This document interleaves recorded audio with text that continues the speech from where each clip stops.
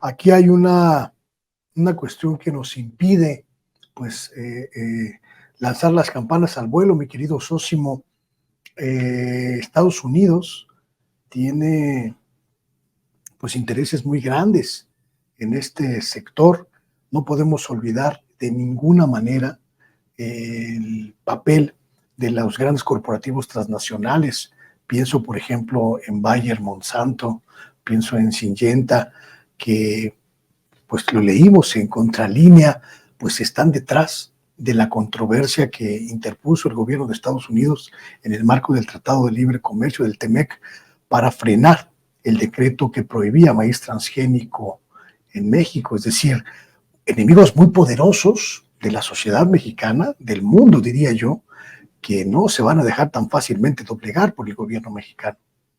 No, y de hecho ya lo han intentado, Luis Guillermo, aquí mismo en tribunales mexicanos, ellos impusieron alrededor de 30 amparos en contra de este decreto que pues lo que está señalando es que no se debe de utilizar el glifosato y por lo tanto no se puede sembrar maíz transgénico. Es que hay que comentar, Luis Guillermo, que son dos asuntos totalmente ligados.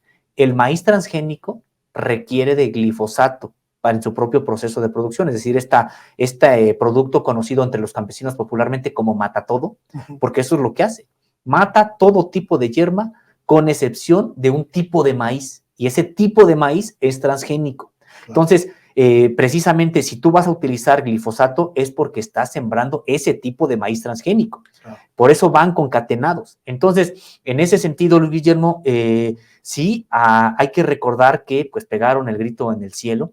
Ya has comentado tú el caso de Bayer Monsanto, pero también tendremos que hablar de varias otras muy poderosas, incluso tipo, por ejemplo, podemos hablar de Kellogg's, de Nestlé, de Bimbo, de Gruma, de Minza, de PepsiCo, de Barcel, de Pioneer, de DuPont y de Almex, que en el Consejo Nacional Agropecuario son los que animaron todos este tipo de amparos. Esto por señalar a los transnacionales, pero tenemos también las locales, como por ejemplo la empresa Jacur, de allá de Yucatán, que también es muy importante en la producción de carne de cerdo, y varias otras. Es una lista de alrededor de 40 empresas detrás de estas gestiones desde México en contra de que se prohíba el maíz transgénico. Es que para ellos son negocios muy, muy importantes, porque decíamos, en el caso, por ejemplo, decíamos, ¿por qué se está oponiendo Nestlé?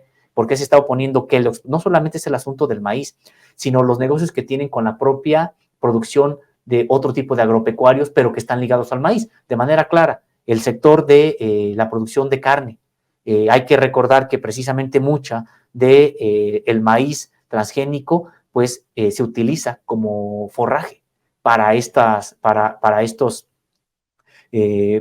producción de carne. Entonces, en ese sentido, Luis Guillermo, pues sí son intereses muy poderosos que estuvieron gestionando, decías bien, al interior del propio gabinete, y que al no tener ya ahora pues éxito, pues son los que están animando desde México, están animando en contra, me parece, que de los propios intereses del país, esta serie de paneles de consulta desde Estados Unidos y Canadá en contra prácticamente de México.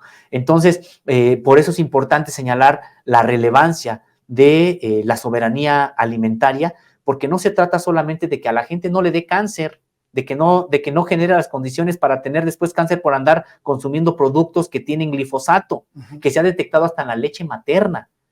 Es decir, se trata por un lado de un asunto de salud pública, pero por otro lado también se trata de que México preserve la biodiversidad de la planta del maíz, y segundo, que México sea autosuficiente, porque es un asunto incluso de seguridad nacional. Si uno lo ve así, es un asunto de seguridad nacional, que el propio país sea autosuficiente con respecto al menos de la dieta base de esta población.